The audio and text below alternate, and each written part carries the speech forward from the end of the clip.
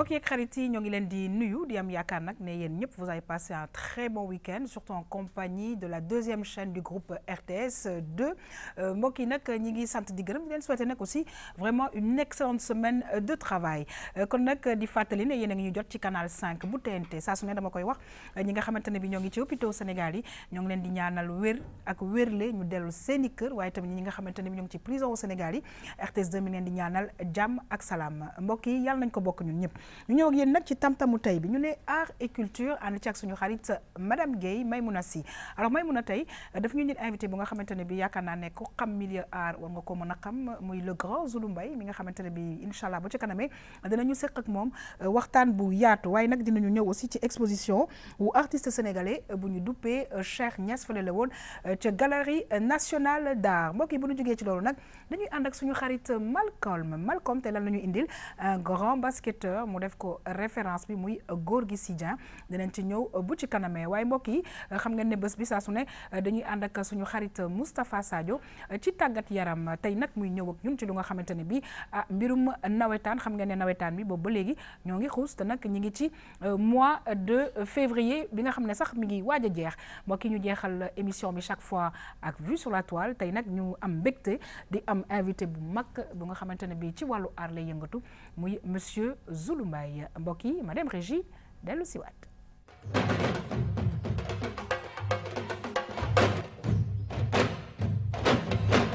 waaw dañuy am mbégte nag saa su ne di feggoo ak suñu xarit Maymouna Sy te nag wax dëgg yàlla def naa ne téléspectateurs yi xam nañ ko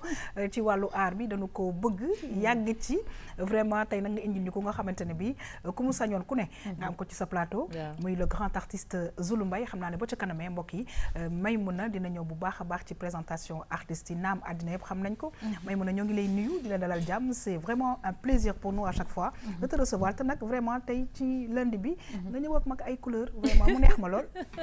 Tout le plaisir est pour moi Yaxam maa ngi lay fay di nuyu sama invité ak ñi ma feggoo ci plateau bi Malcolm ak Sadio di nuyu téléspectateurs yi nga xamante ne dañoo safoo saa su ne ñuy ànd ak ñun ci biir tam-tam rawatina altine bi ci biir art et culture ni nga ko junjee nag tey dañ fi am ab ndaanaan mun naa ne kàngam sax ci wàllu waa sunu mbaax absolument waaw comme ni ko Pape Massène Sène di waxee bu ci kanamee ñu koy nuyu au passage comme ni nga ko waxee bu ci kanamee nag boo xuusee rek ñu daal di nag ñëw càmbar nag mbir yi incha allah en tout cas tukulóor bi nga xamante ne bii dafa dégg wolof mooy madame Guèye Maymouna Sy mbokk yi dañuy kontaan nag vraiment à chaque fois di recevoir suñu xarit Malcolm parce que nag référence ci wàllu wu ne dafa baax cim réew te nag wax dëgg yàlla Sénégal ñi ne daal ñi ngi dox di wéyal xëy na nag ci li nga xamante ne bii moom mooy basket bi xam naa ne Malcolm dina ci ñëw waaye nag tey muy nit ñu référence bu mag bu nga xamante ne bii basketteur bu mag la waaye tamit am na lu bëri lu nga xam ne mu ngi koy dox fii ci suñu réew Malcolm ñoo ngi lay nuyu c'est toujours un énorme plaisir de te recevoir voilà et puis voilà je te souhaite voilà tout ce qu'il y a de beau et puis une bonne semaine c'est normal. Merci beaucoup. li nga ma ñaanal yëpp moo la koy ñaanal ñetti yoon. ñaan nañ ko bokk. di koy ñaanal ñi fi toog ñi seetaan kii ñu toogal ak ñi nga xam ne yàgg nañoo suivre ci émission tam-tam ñu ngi toog seen kër yi ñi nga xam ne itam da leen fekk ci hôpitaux yi yàlla yëkkati leen bu baax ak kilifa diine kilifa yi nga xam ne saa yu ñuy liggéey ak saa yu lépp lu ñu nekk dañ ciy ñaanal ak ñi nga xam ne yor suñu sécurité te ñu ngi waaj a jug ci avril yéen ñëpp ñu ngi leen di nuyu di leen sant di leen wax ni ñu ngi doog a commencé ci tam-tam ba ci kanam incha allah jërëjëf ñu ngi lay sant di la gërëm waaye nag dañuy am contentement bu ne mbokk yi di recevoir ki nga xamante ne moom mooy Moustapha Sadio ndax kat ci wàllu tàggat yaram dafa ciy gëstu bu baax a baax bu nit ñi toogee week-end seen kër yi di noppalu moom mi ngi ci terrain bi en tout cas Moustapha ñu ngi lay nuyu di la dalal jàmm c'est toujours un énorme plaisir de te recevoir. Le plaisir est toujours partagé Yaxam di nuyu sa invité di nuyu chroniqueurs yi ñu bokkal plateau bi di ci Maymouna également Malcolm di rafetlu un petit peu plateau bi di wax sunuy téléspectateur et que tey dinañ leen indil benn problématique boo xamante ne yàgg na leen njort léegi nag ñu jéem ko un petit peu enquêter pour indil leen ci ay saafara. Très bien en tout cas ñu ngi lay gërëm di la sant bu baax a baax le journaliste Moustapha Sadio mbokk yi saa su ne dama koy wax émission bi du mën a neex te du ñu ànd ak nag ay invité te nag invité bi nga xamante ne bi tey may indil nañu ko d'ailleurs sax samedi junjoon nañ ko maa ne ko woon non bul wax tur bi donc sànq ba léegi dégg ngeen ñuy wax monsieur Zulu Mbaye muy ku nga xamante ne bi mbokk yi ci biir wàll bi nga xamante ne bi ca la ne muy wàllu aar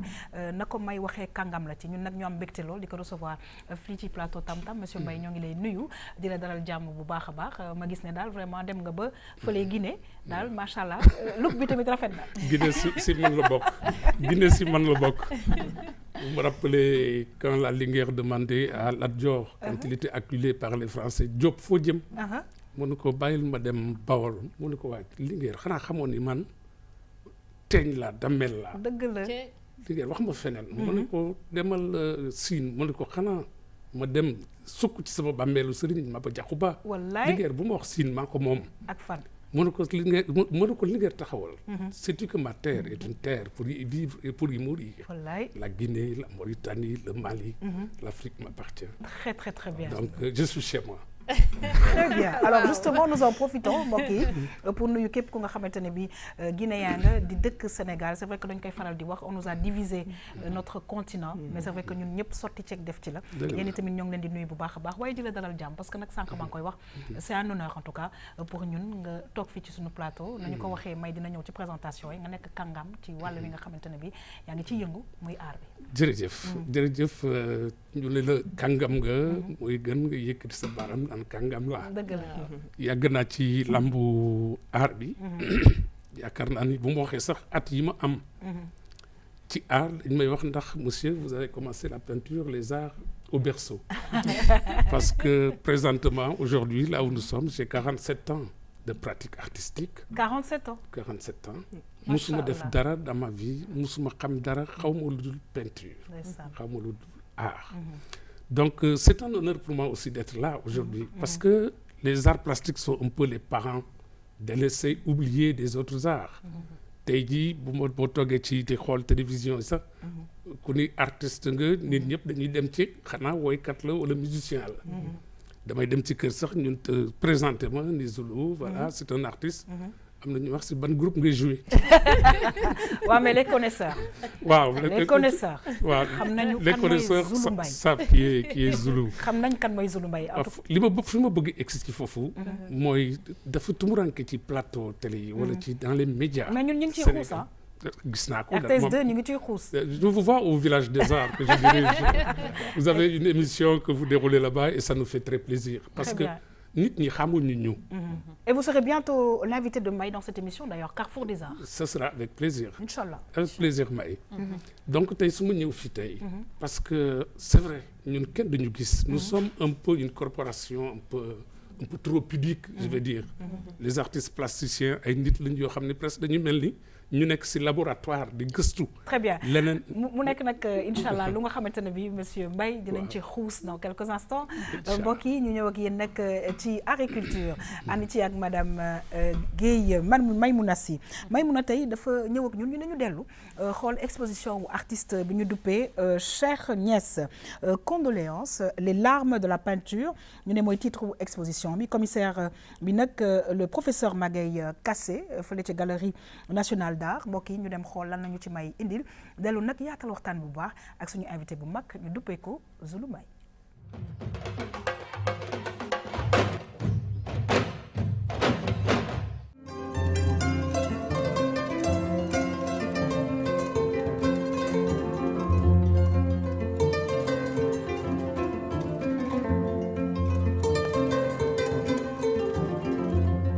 dama ñëwoon pour jaale si waa Sénégal jaale si naqar yi ñu am artistes yi fi jóge te defoon fi ay jaloore nekkoon suñuy xarit jóge fi loolu moo tax ma gën a ne il faut ma def benn exposition defal leen ko hommage loolu dina tax dina wàcce sama coono dina wàcce sama naqar dina partager sama naqar ak les Sénégalais. expo bi Cheikh man sama gis-gis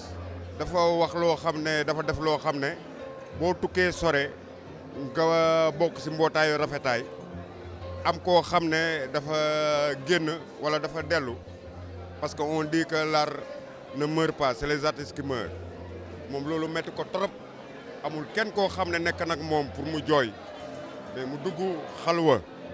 dugg atelier am bàyyi rongoñam jël ay médium comme la couleur comme nuñ ko jàngalee nu mu ko amee si xam-xam mu génnee loolu ci xolam dajee ko ak waaju ñëpp ñoo xam ne gën nañu àdduna. jóge nañ fi waaye seen liggéey dana fi des ndax ñoom ñi fi nekk incha allah daañu continuer di liggéey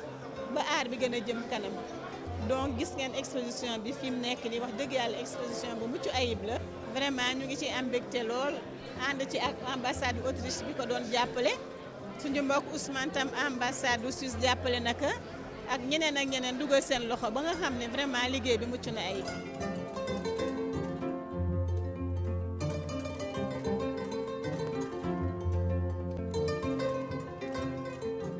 gis naa ne fu ndox daan taa ba tey soo fa demee baax di nga ko fa fekk te gis naa ko tey ci Sénégal ndaxte gis naa ne fii pour defaraat ko yomb na waaw ndaxte nit ñaa ngi fi des gens passionnés ñu ngi fi aar bi lu ñu yaakaar ak lu mu métti tey soo yeewaatee nit ñi rek da ngay gis ne lépp a ngi fi. en ce qui concerne les supports su dee tey li nga xam ne mooy fi nga xam ne moom la ñuy liggéeyee comme toile yi ñuy liggéeyee tey. man damay utiliser des trucs yu simple nag damay utiliser lu yomb loo xam ne tey damay xool ne toile de jute c'est une matière de base toile de lin c'est une matière classique ay toile académique yi laay utiliser li tax ma koy def ndaxte man lépp luy recherche de support defoon naa ko bu njëkk ci sama liggéey yu njëkk léegi man fi mu toll nii damay jéem a dem seulement à l'essentiel utiliser non seulement un support simple préparé simplement ba pare nag utiliser des effets simples.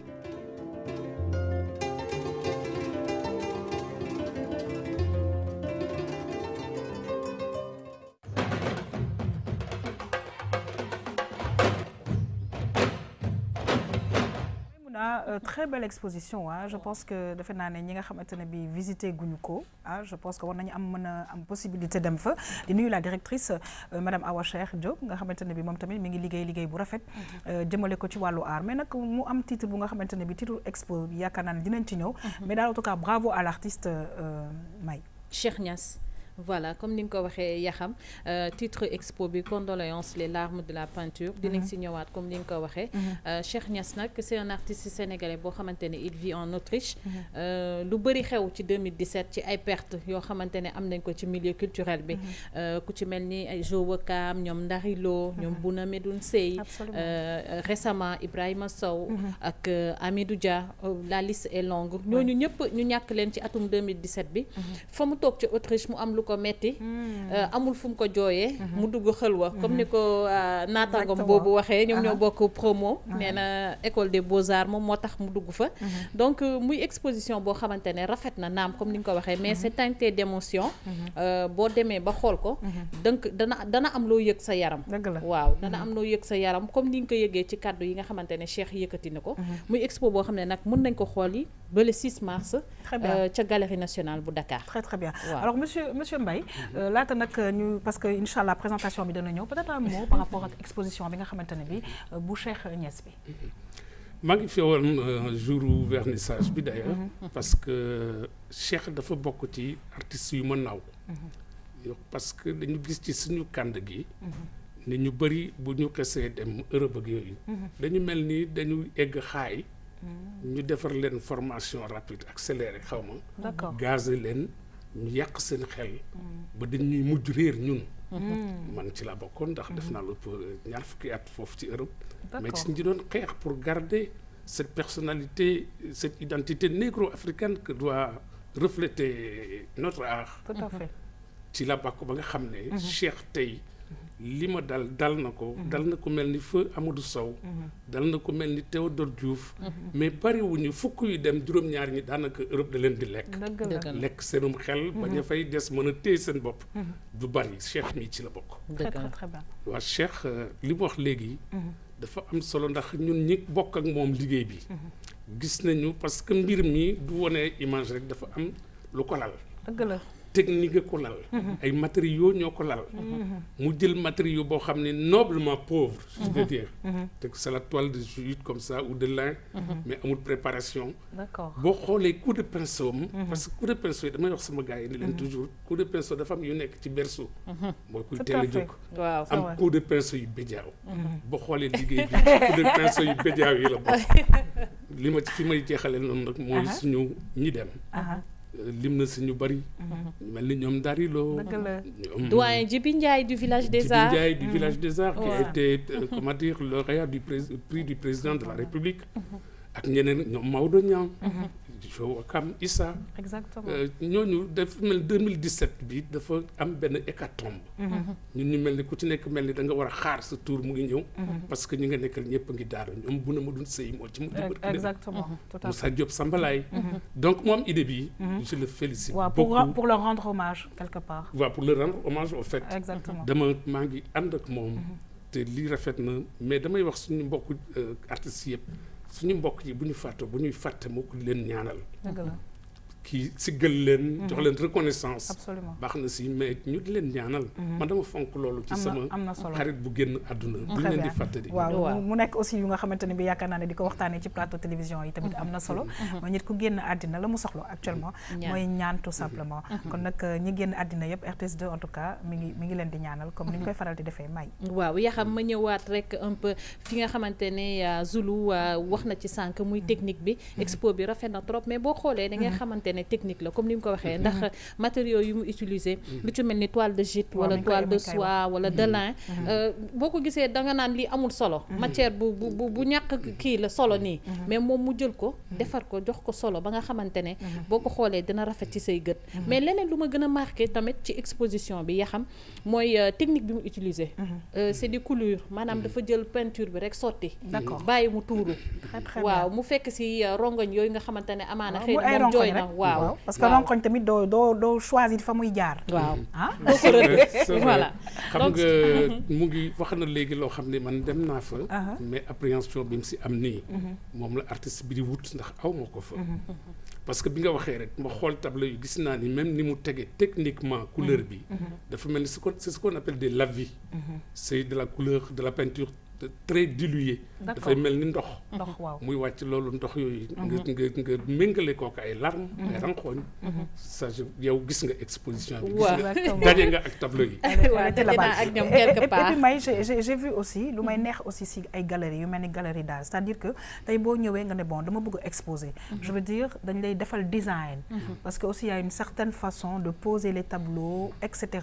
pour que gis-gis bi mën a rafet mën a yomb et ça aussi je pense que il faut aussi féliciter les galeries parce que exposition du noonu lañ koy defee ñëw rek wékk voilà il y a une démarche à Madame, suivre. il y a ce qu'on appelle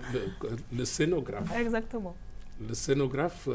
c'est celui qui met en valeur liggéey bi bañ mën ko gis comme ni nga ko waxee. kooku itam liggéey la boo xam ne cër la benn pàcc la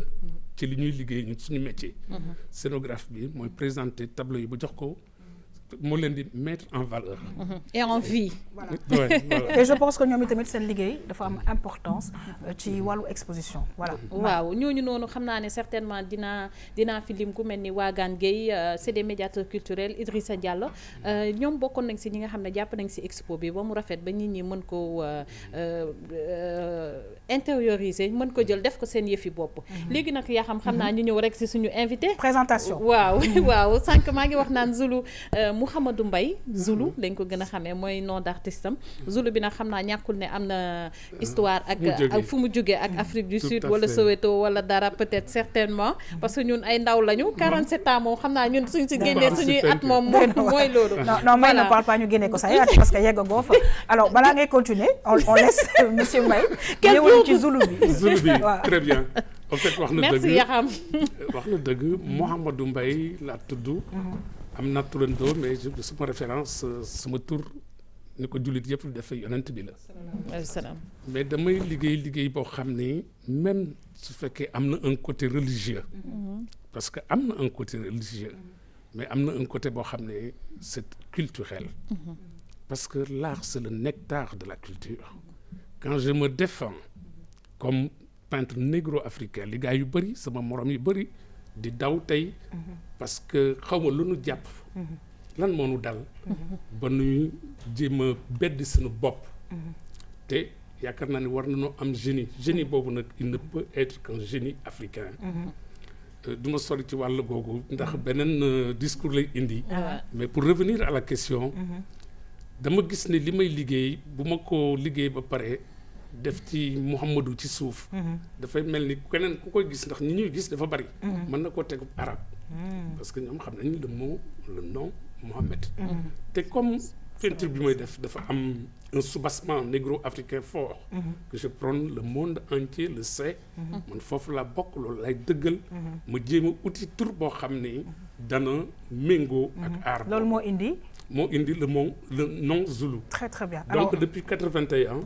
donc ça fait 36 ans maintenant je signe zoulou. Bon, on a eu l'information. Voilà. Allez, on y va. Donc on poursuit certainement parce qu'il y a d'autres rubriques qui doivent venir mais ñu xuus tuuti rek. Très bien. Bala ngay dem ci référence. wax ne sànq maa ngi koy wax naan casquette yu bëri la am. moom mooy président association des artistes du village des arts. bokk na ci tamit casquette yi mu am muy directeur artistique institut culturel panafricain bu nekk fële ca Yène. muy def foofu tamit liggéey bu am solo diggante Yène Popenguine foofu itam am nga fa benn makkaan bu ñu naan Kër Absa ñëw peut-être un peu ci activité yooyu noonu laata ñuy àgg ci biennale bi. dëgg la sumay casquette xaw na takku lim nga leen effectivement parce que suma xarit le grand écrivain poète le grand panafricaniste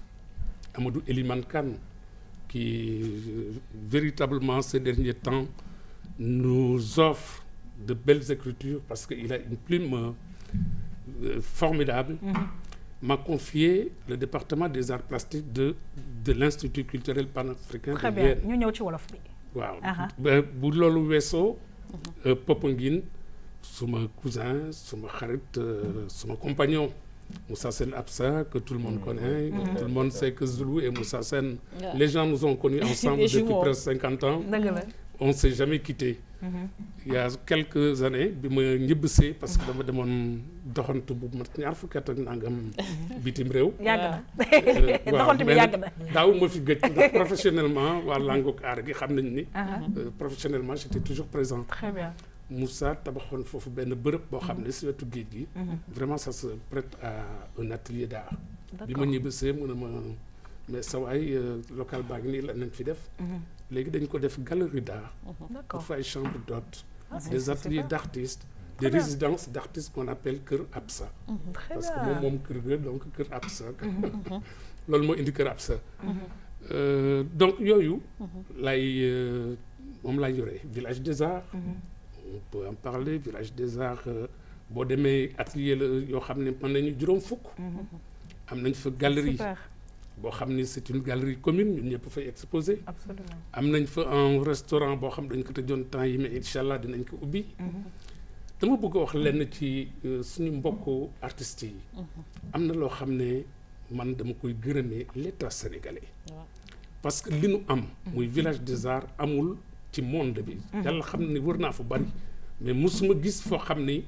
état bi dafa jël benn bërëb jox koy artiste du ñu fay luyaas du ñu fay ndox du ñu fay courant très très bien ñu di ko sant nag parce que réew mi dafa am fu mu juddoo artistiquement am ñu fi jaar ñoo xam ne te amoon nañu village des arts bu nekkoon fii ci Camp Lat Dior bi ñu génnee militaires yi ñu jox ñu ko mais état bi dafa toog benn moment génne ñu fa bi ñu toogee ba 98 Abdou Diouf mi fi nekkoon à l'époque jox ñu village des arts bi très très bien muy ñu war a xam outil boobu ce que ça représente pour la politique culturelle du Sénégal absolument oui allez-y je dis toujours que mine d'or la am na noo xam ne ay ñu fa nekk ñoo xam ne parce que le Sénégal dafa bari ay artistes qui voyagent à travers le monde qui voient beaucoup de choses dañu gis lu bari am nañu expertise alors justement ci biir nga baal ma ci biir expertise boobu xam naa ne RTS 2 gis nga ne que ñu ngi fay faral di doxantu te incha allah dinañu def tout pour indi artistes yooyu kenn par kenn ñu xam liggéey bu am solo boobu di fàttali nag ne vraiment ay visite mën na fa am loo xamante ne bi c'est gratuit alors on me dit de l'autre côté c'est terminé mais je pense qu'il faut que ñu aborder mbiru biennale bi waaw juste pour terminer yaa xam comme tu as dit ñu xuus ci biennale bi xam nañ ne 2018 ñu ngi koy xaar muy événement majeur du ma ne du Sénégal sax mais de l'Afrique concernant l'art contemporain africain nan ngay séentoo biennale bi nga xamante ne moo ne suñu kanam. D'abord mu féliciter toujours État sénégalais bi initié la Biennale des Arts événement boobu nga xam ne ci Afrique ni mu toll ñun Sénégal ñoo ko fi am muy ay fan yoo xam ni art plastique lañu ko jagleel ba dina dépasser sax art plastique yeneen forme d'art ñu ngi ci bokk tey kooku dañ koy gërëme réew mi mu des nag loo xam ne naka lañ koy doxale naka lañ koy tërale naka lañ koy taxawale ba mu am impact bi par exemple biennale de Sao Paulo wala biennale de Venise am biennale yi léegi ay plateforme économique la Sénégal fii li ci des rek mooy ñu xam ni réew mi amuñu doole joo xam ne dañuy def ay action de prestige te mu fekk action de prestige yooyu prestige mën na ci bañ a ñàkk waaye ba pare ñu jox ko gëdd économique bis bu ñu jëlee loolu taxawal ko ci biennale bi yaakaar naa ne biennale bi dana gën a am solo. Très bien. Mais comme ñoo ngi dem di seet di changer di améliorer di évoluer peut-être que yooyu dinañ fa egg. Très mais bien. ñun ñi nga xam ne ñooy acteurs yi ñu di ko wax les dirigeants les gérants de l'art doivent porter aux acteurs de l'art ndax ñuy méngale ñii seen i xam-xam ak ñi seen liñ fi ñu bokk. Très bien. bu ñu boolee ñaar yooyu rek ñëpp di waxtaan. je pense qu'on arrivera un jour. Très bien. En à tout rendre cas à cette biennale de Dakar sa véritable en tout cas loolu ci mujjantalu émission bi en tout cas dinañ la joxaat kaddu mu nekk nag événement culturel yu nga xamante ne bi dina xewee fii ci sunum réew en tout cas May ñu ngi lay remercier di féliciter justement l'artiste ñu baamtuwaat nekk exposition bi fële ca Galerie Nationale d'Art dana wëyal ba le 6 mars c'est bien cela. Oui, c'est bien en tout cas cela. ñu ngi lay gërëm di la sant mbokk yi di jox rendez-vous inchallah pour art et culture la semaine prochaine waaye nag mbokk yi ñu xuus ci émission bi ñëw ak yéen ci li nga xamante ne moom mooy référence bi nag tey mbokk yi daf ñu indil Gorgui Sy Dia waaye nag du ma def rek lu dul mbokk yi dem régie dellu si waat mën a waxtaan ak sama xarit Malcolm bu ko defee ñu am lu ñu gis ci suñu xarit Gorgui Sy Dia. Alors May, c'est vrai que des fois, il faut que nous fassions que vraiment, il y a d'autres personnes sur le plateau. Parce qu'on a tellement parlé d'art avec M. May, c'était tellement intéressant qu'on a oublié qu'il y avait quand même Moustapha Sadio qui aurait pu avoir un mot à dire sur la question Bobo. Parce que nous avons Malcolm Menek, à un moment de en tout cas, moi qui suis une référence, Malcolm. tey ngay ñit ñi ku nga xamante ne alors justement côté sport bi tamit côté basket bi je pense que Sénégal mi ngi def ay jéego ci li nga xamante ne bi moom mooy mbirum coupe du monde bi ñu collé ñun tamit à l'actualité indi benn sénégalais bu nga xamante ne bi moom tamit ci wàllu basket mi ngi ci def liggéey bu rafet Malcolm. Effectivement alors tey ki ñu indi référence la normalement lu tax parce que dañ ko war a delloo njukkal laataa sax mu jëm mag mu nekk Gorgui Sy Dia Gorgui Sy Dia mu ngi juddoo foofu ci Louga waaye gis nañ jéego yu bëri yoo xam ne def na ko en même temps ñu xool image yi waaw ay ca mën nañu xoolaal image en même temps voilà régie ñu jox ñu image yi alors voilà il est là kii mooy Gorgui Sy Dia donc Gorgui Sy Dia moom fu mu toll nii mu ngi nekk ci équipe bi ñu woowee Minnesota Minnesota nekk équipe boo xamante ne fu mu toll nii en NBA ils font beaucoup de confrontation ci équipe yu mag yi et Gorgui Sy Dia moo nekk actuellement le pionnier boo xamante ne si foofu on peut dire que ni ñaari pivot yu solide la ñu am mais Gorgui Sy Dia bokk na ci ñoo xamante ne si foofu ci États-Unis ils sont reconnus non seulement ci jeu am mais ci discipline am reporter chaque jour lu ñu koy côtoyer moo nekk discipline bu muy indi xam nga kooku indiwul juste discipline u basketteur da indi discipline u sénégalais kooku bu ñëwee Sénégal gis nañ action yu muy def lu tax du def action yu bëri ci basket kese mais ci santé da koy def en même temps ci culture tam da koy def donc Gorgui Sy Dia nekk doomu Sénégal boo xam ne yaakaar naa fu mu toll nii war nañ ko delloo njukkal laata sax muy jëm mag ak leneen ak leneen alors gis nañ ni démb match bi fu basketul c'est normal parce que actuellement dafi avec les All-Star Games et tout je pense que il est temps que ni ñuy suivre j'ai un ami réalisateur Bara il a l'habitude de dire match football buy am dañ naan Cristiano Ronaldo et tout Messi ñu fàtte ñun suñu Sadio Mané et cetera. Pourquoi pas tout le temps duñu def ay statut wu Gorgui Sy Dieng keneen ak keneen c'est très important parce que bu ñëwee Sénégal il donne lépp li nga xamante ni si Sénégal jox nañ ko te bu ko neexoon ni tamit mën na téye looloo xamante ni si as tuut la ci alalam mu bàyyi ko foofu hôpital principal yaakaar naa def na fa dara Louga mu ngi fay def ay camp de basket moom ak yeneen naataangoom j'ai 2 amis yoo xam ñu ngi nekk équipe nationale mu nekk Abdoulaye Coulibaly maa ngi koy nuyu de passage te mu nekk ASFA ak aussi tamit le capitaine de l'équipe nationale mu nekk Malay Ndoye mais ñoom ñëpp boo seetee normalement dañ leen war a fësal chaque jour ci seen action yi nga xam ne ñu ngi ko nekk di def et yaakaar naa ku mel ni Gorgui Sy Dieng bu ñu ko jëlee def ko référence États-Unis am nañ seen Michael Jordan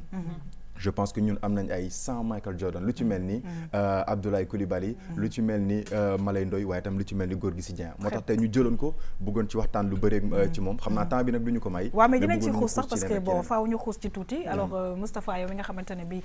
yow la ñu dénk wàllu tàggat yaram fi ci RTS 2 ci biir loolu ñu gis nag ne que vraiment non seulement te loolu daf ñuy neex ñun sénégalais non seulement mi ngi xuus di liggéey ci li nga xamante ne moom mooy basket bi ko yàlla may mu koy def waaye nag dafay dellu di ñëwaat Sénégal di jàppale ñi nga xamante ne bi soxla nañu jàppale bi moo tax tey Malcolm ñu kontaan ci référence bi nga xam ne indi nañu ko tey waaw franchement dama kontaan trop ci Malcolm référence bu mu ñu indil tey franchement parce que Gorgui Sy Dieng au-delà de sportif bu mu doon c'est un sacré philanthrope dafa nekk di delloo Sénégal lépp lu ko Sénégal jox ba mu yegg fu mu yegg parce que quand même NBA mooy élite basket mondial moom nag c'est le parfait ambassadeur bu Sénégal Malcolm junj na ko sànq dépassé na cadre sportif rek fu muy wone day wone foofu yar discipline c'est l'un des joueurs les plus respectés de NBA c'est yara ko may te loolu Sénégal la ko jox moo tax moom du tàyyi di ñëw di def ay actions de bienfaisance wax ngeen ko fii hôpital yu muy doté exactement de matériel Kébémer ku ko sollicité da lay jàppale donc c'est quasiment et puis même gis naa muy def benn genre pub pour le tourisme c'est-à-dire que mi ngi góorgóorlu pour que ñu xool naka la ñuy def pour dem ci kanam exactement sans compter que Gorgui Sy Dieng xam naa Malcolm dana ko daan wax sax mu ngi xeex temps yi pour am fondation nee na loolu mooy gën a faciliter un petit peu ces actions sociales mën a jàppale un peu plus sénégalais waaw ci bépp diwaan très bien alors monsieur Mbaye peut-être un mot ci référence parce que nag benn chronique bu nga xam ne saa su ne dañ ci indi ay nit ci bépp fànn boo xamante ne bi jar na roy peut-être un mot ci vraiment li ñu wax ak image ñu gis ci Gorgui Sy Dieng waaw mais dama ànd si li ñu wax Malcolm ak le journaliste à côté dafa am nit ñoo xam ne yàlla moo leen bind leen ak seen melokaan bi si gën nag mooy bi ñëpp ànd ni bi moo gën rafet taxawaay bi si gën mooy taxawaay bi ñëpp ànd ni moo gën rafet te Sénégal dañoo am ay ambassadeur ku si mel ni Gorgui Sy Dieng bi ambassadeur la ñeneen ambassadeur la booy tukki da ngay dem ci réew ñu ne la sénégalais ngeen war ñu ndax xam nga El Hadj Diouf dëgg la wala ñun ndax xam nga Senghor dëgg la ñooñu ay ambassadeur la ñu yoo xam ne bu ñu xamee cër bi ñu am war nañuy wàññeeku nag nit li kii wax nii Sénégal la ko jox loolu moo ko eggale fa mu egg mu xàmmee loolu ràññee loolu ñëw di delloo njëkkal véritablement bu ñu war a féliciter merci beaucoup may un mot balaa ñuy delloo pour terminer ak Malcolm waaw mat na référence comme ni ko ñëpp waxee surtout que instant yi ni actualité bi ñu ngi waajal mondial bi Sénégal def ay jéego ñëw ba nekk sax je pense Sadio juumuma premier ci poulam foog naa xaw ma ci groupe am waaw poule la ñu wax wala groupe c'est pareil c'est la même signification voilà donc je pense que ne mënul woon am référence bu gën Gorgui Sy Dieng d'autant plus que ne actualité sportive bi basket bi moo ci gënoon dominer très très bien alors Malcolm on va terminer effectivement alors juste pour terminer dañuy ñëw ci côté technique am ak ni mu débuté xam nga c'est pas pour rien que souvent tam ñu indi des références comme yu mel nii lu tax ñu indi ko gis nañ ni fu mu toll nii basket bi dafay dem ci kaw a kaw bu baax yàgg na ko def mais jeunes il faut que ñu xàmmee benn affaire que mag ñi souvent dañ koy wax jom bu la dab ak boo judduwaale bokkul dëgg la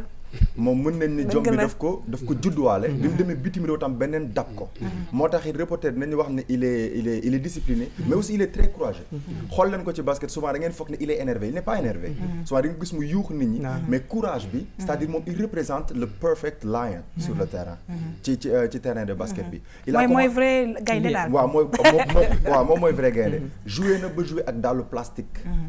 daalu tic-tic pour basket donc ñi nga xam ñu ngi ñuy seetaan ñu nekk des jeunes basketteurs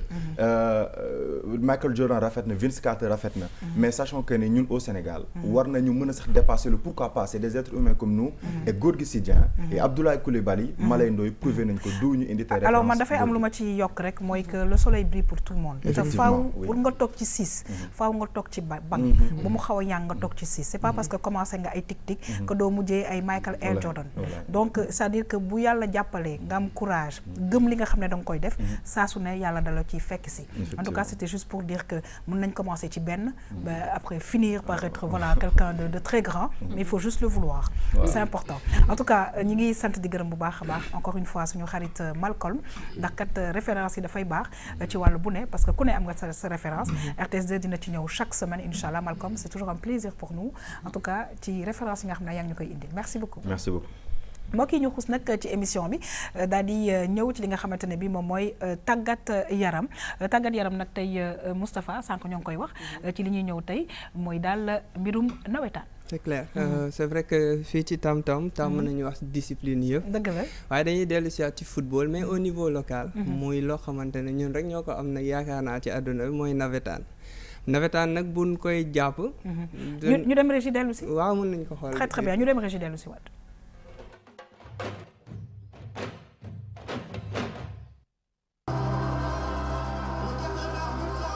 finaalu zone 4B ODCAV Dakar lañu amaloon ca stade Alassane Djigo bu Pikine diggante ASC Liberté 3 ak ASC Dexële bu Castor.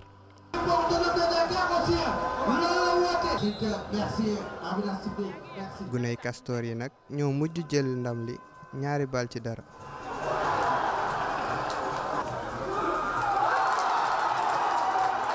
ñaari bit yi nag Cheikh Tidiane Kane moo leen dugal.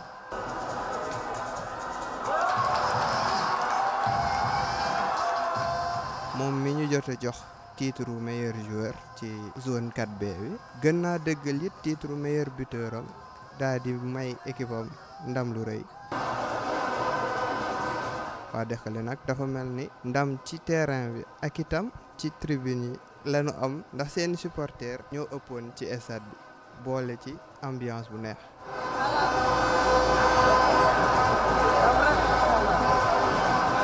waa zone 4B dañ leen di féliciter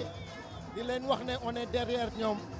ñu jàppale ñu nag ñu liggéey ci infrastructure yi parce que ñëw ba Pikine di jouer ci final loolu normalement zone 4B war nañ ci liggéey ak ñoom incha allah année prochaine on leur promet qu'on va jouer ça dans notre zone incha allah.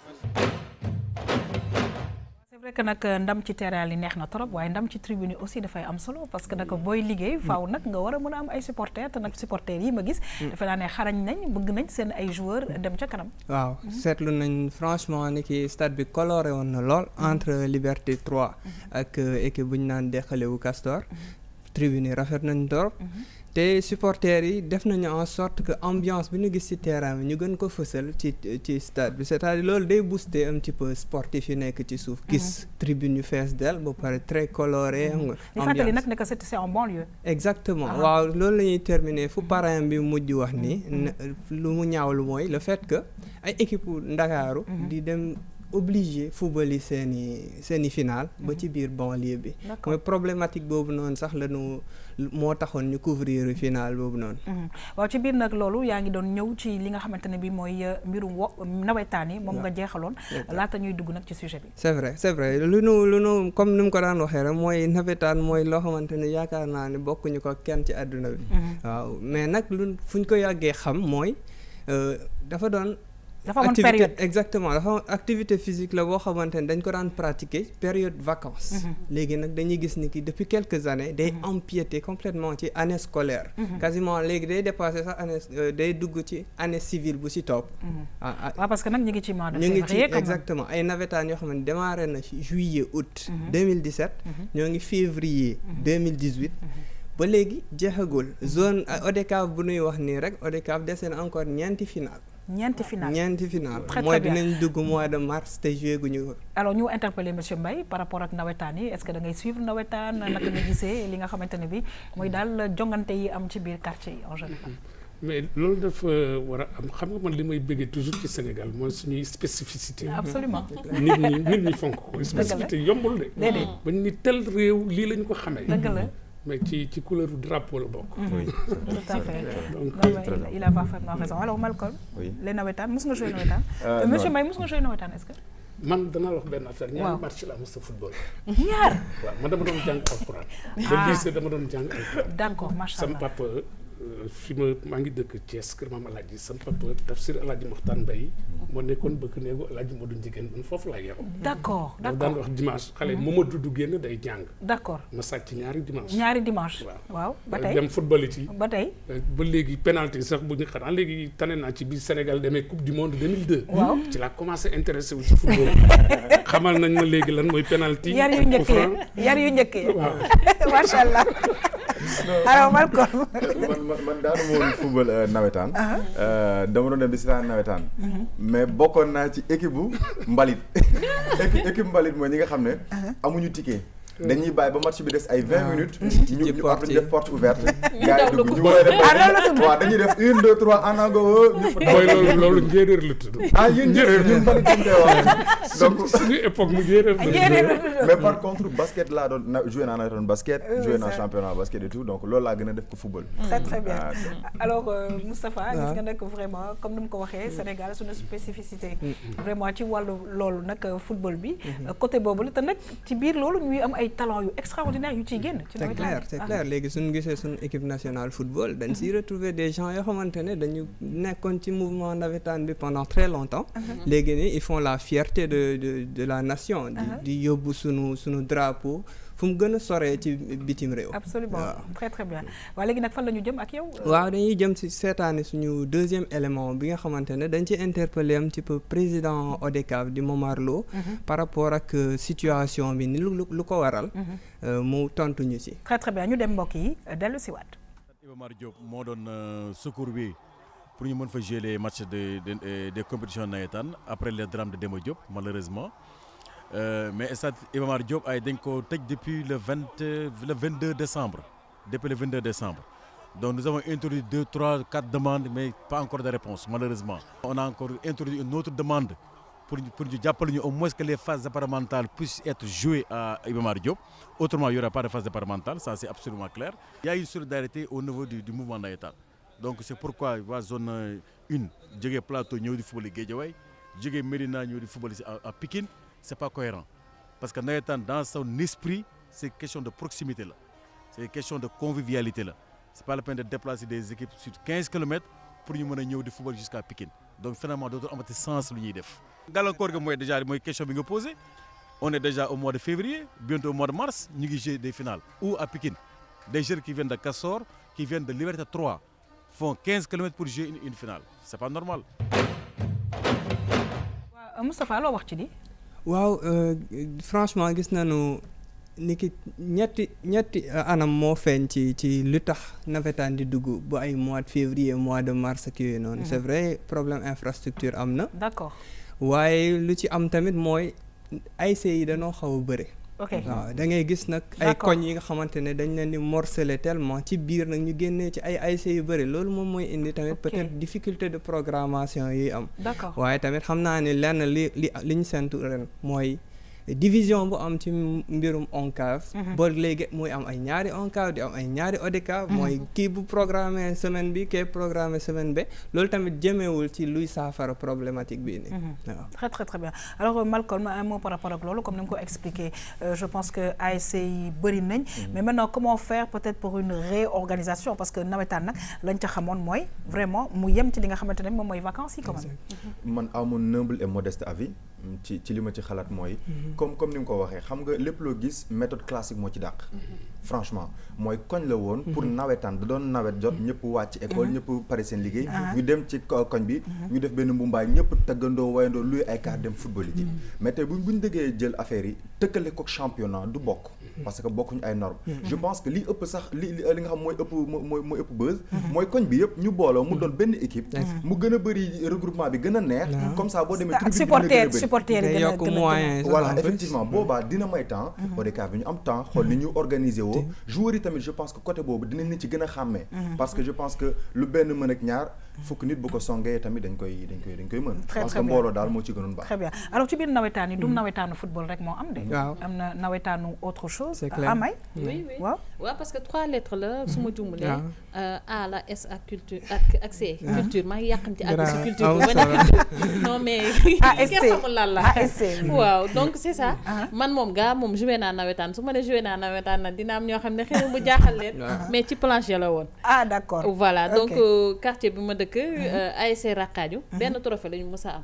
yàgg nañoo dem final ñu leen di dóor rek wante benn trophée la ñu mës a am mooy ci wàllu culture te année boobu noonu mooy troupe théâtrale bi ma nga xamante ne gagné nañu je pense su ma juumul ci 96 lay war a doon wala 97 mu nekkoon du neex comme ni ko kii waxee vraiment regroupement yi répétition yi mu ngi noonu daal nawetaan daal bokk na ci li fekk baax ci suñu réew yoo xamante ne war nañ ko jàpp bu baax comme ni ko Zulu waxee. très très bien en tout cas ñu ngi lay remercier. merci à vous Moustapha saa su ne nga ñuy indil nag li ñu gën a neex nag mooy yeneen discipline yi. saa su ne ñu ciy xuus parce que nag comme ni ñu ko waxee discipline yi ay dizaine la. te incha allah RTS2 dana ko fësal ci vraiment li nga xamante ne bi mooy tàggat yaram. waaw di jox daje juste téléspectateur Tam-Tam yi lundi prochain incha allah. incha allah ñu ngi lay gërëm di la sant mbokk yi nu ñëw nag jeexal émission bi. ak Vue sur la Toile.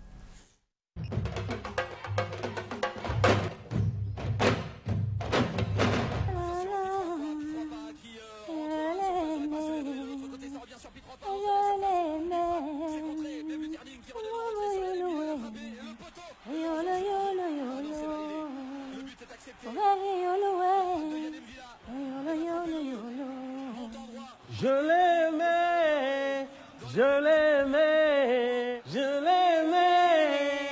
je l'aimais.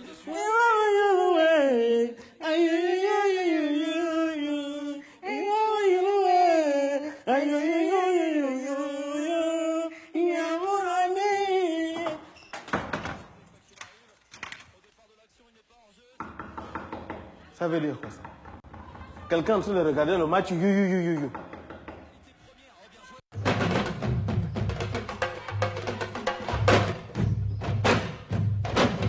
waaw mbokk yi nag mu doon suñu Vue sur la Toile ñuy laaj nag suñu invité je rappelle le grand artiste monsieur Zulu Mbaye lan nga gis ci Vue sur la Toile bi. mais rafet na c'est drôle. Donc loolu dafa bokk ci àdduna aussi. di reetaan loolu nit ñi ci dund la bokk dafa mel ni ngelaw bi ñuy nelaw. bi ñuy noyyi wala lekk bi ñuy lekk. alors moi j'ai une question parce que moom dafa bëgg seetaan football mu def ba ki nga xam ne moo koy dan déranger mu génn yow booy peinture nooy mel. xam naa kooku sujet la boo xam ne tey dinañ ko romb mais waa ji li ma neex si moom c'est quand même le jeu de galanterie bi mu joué ba quand même waa léegi di nga ma tontu de dama ne yow booy peinture est-ce que da nga soxla beaucoup de calme est-ce que kenn du nekk sa wet kenn du la déranger comment ça se passe. man mun naa peinture ngay def sabar ci sama wet parce que ni ma jàngi peinture la. d'accord man xam naa ni waxuñu si man ci émission bi mais man dama def loo xam ne man li ñuy woowee autodidacte.